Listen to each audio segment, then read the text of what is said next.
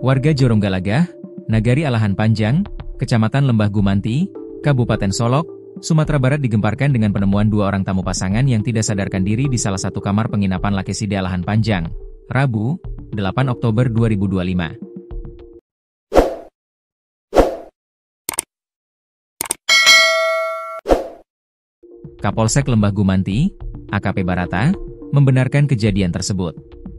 Ia mengatakan, satu orang wanita diketahui meninggal dunia, sedangkan seorang pria yang bersamanya ditemukan dalam kondisi lemas dan tidak sadarkan diri.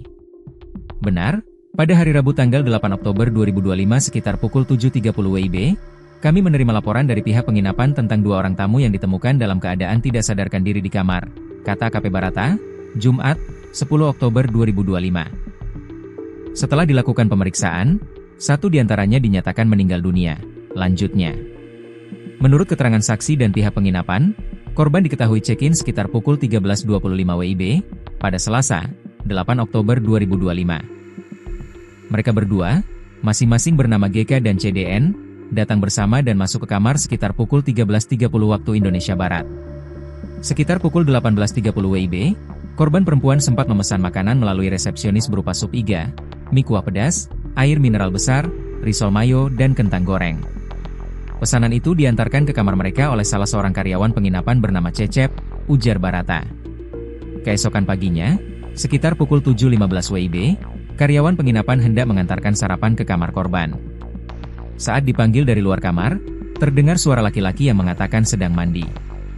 Namun setelah beberapa waktu tidak ada respon, karyawan kembali mencoba mengetuk kamar tanpa jawaban.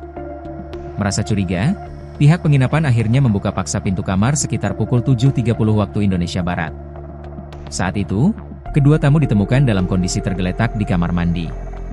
Saksi Jajang, salah satu karyawan penginapan, melihat korban laki-laki tergeletak di lantai kamar mandi tanpa sadar, sementara korban perempuan juga ditemukan dalam kondisi tidak sadarkan diri di belakang pintu kamar mandi, jelas Barata. Melihat kejadian tersebut, pihak penginapan langsung berupaya memberikan pertolongan pertama dengan oksigen portabel sebelum membawa keduanya ke Puskesmas Alahan Panjang. Setelah tiba di Puskesmas, korban perempuan atas nama CDN dinyatakan meninggal dunia sekitar pukul 8.35 WIB, katanya. Sementara korban laki-laki, GK, masih hidup namun dalam keadaan tidak sadar dan kemudian dirujuk ke RSUD Arosuka untuk penanganan lebih lanjut. Polisi masih melakukan penyelidikan terkait penyebab kejadian ini. Sejumlah barang bukti telah diamankan dari lokasi, dan hasil pemeriksaan medis akan menjadi dasar penyelidikan lebih lanjut. Saat ini, pihaknya masih menunggu hasil pemeriksaan medis dan olah tempat kejadian perkara untuk memastikan penyebab korban meninggal dunia. Dugaan sementara, keduanya mengalami sesak napas, namun hal ini masih akan didalami, pungkasnya.